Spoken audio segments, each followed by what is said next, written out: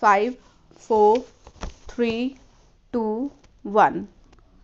Mahatma Gandhi, who had anticipated all this, thought that this system of education, which is so expensive, would not do if education was to be brought within the reach of every Indian, rich or poor.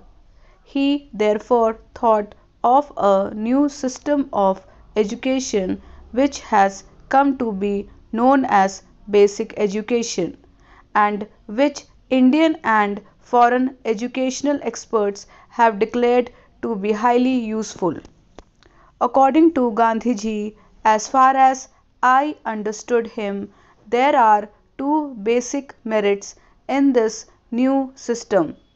Firstly, education under this system is imparted not merely through books but through some kind of practical work, so that the knowledge which children acquire will not be the result of mere memorizing but of actual experience. He thought, and some of the leading educationists were at one with him, that knowledge acquired in this way created a degree of consciousness, efficiency, and a feeling of self reliance, all of which would come handy to one when starting life. Secondly, the other merit in this system, according to him, is that it brings education for all within the pale of practical possibility, because the handicraft on which children would be working would bring some return in terms of money, which would go at least in one part to meet the expenses of their education.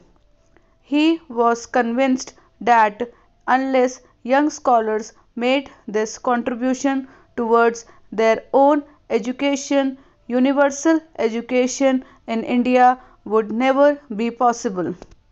The result of all the discussions and experimentation in the field of education during the last 16 or 17 years is, in my opinion, the same that we arrived at in our discussions in the first conference held at Wardha.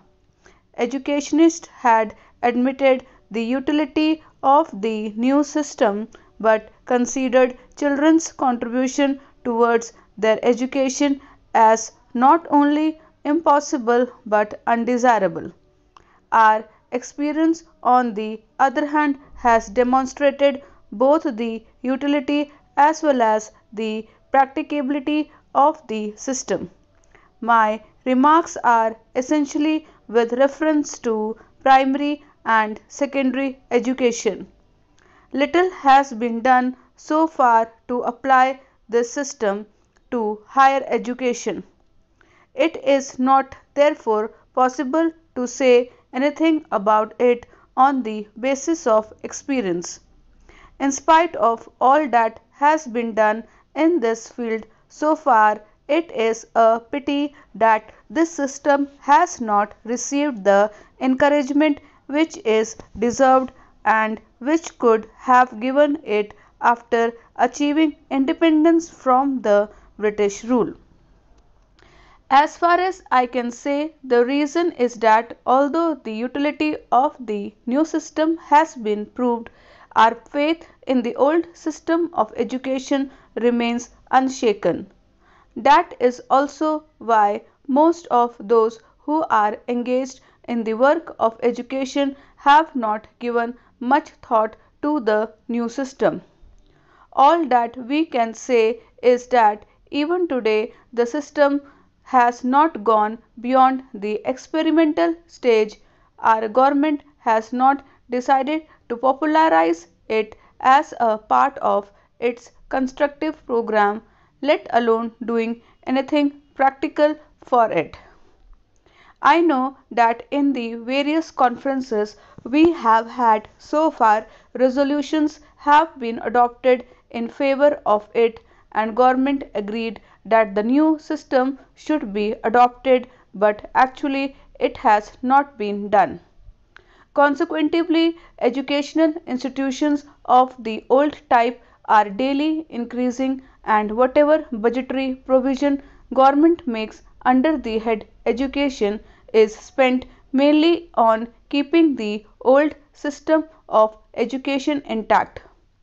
Naturally, the new system has received little encouragement. My own view is that unless fundamental changes are made in the current system, the sad state of affairs that we see today will become sadder. The feeling of discontent among the educated and their utter dissatisfaction with life will continue to grow. I would therefore urge that all those concerned with the education of children, our educationists, universities, and the governing bodies of colleges and schools, education ministers, etc., should give not only theoretical consideration to this problem but do something practical to change the present system of education.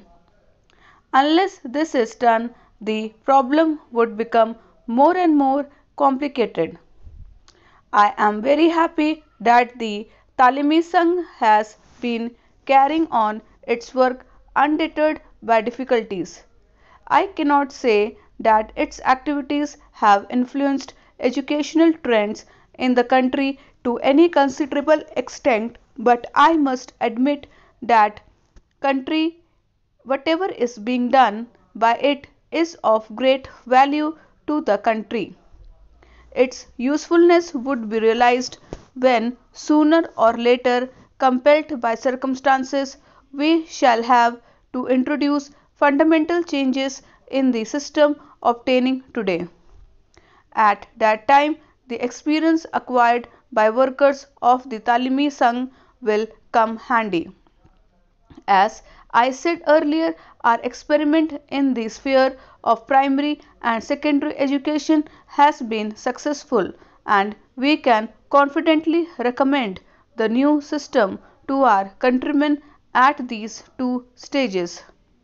We cannot say the same in respect of higher education in view of the inadequacy of our experience. Therefore, I attach great importance to your work.